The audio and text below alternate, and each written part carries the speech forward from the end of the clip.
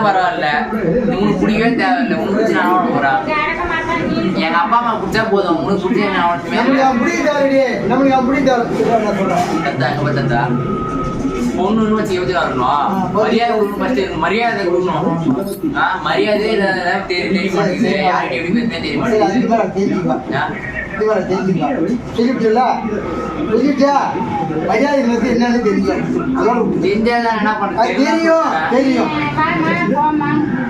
எனக்கு மரியாதை கொடுத்தா மரியாதை சொல்ல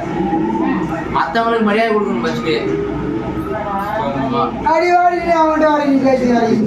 நீ மரியாதை பேசாத அவங்க பேசாம நீ மரியாதை பஸ்ட் ஆகிறது உனக்கு இதுவே இல்ல உனக்கு இதுவே இல்லைன்னு சொன்ன நீயே தகுதி இல்லைன்ற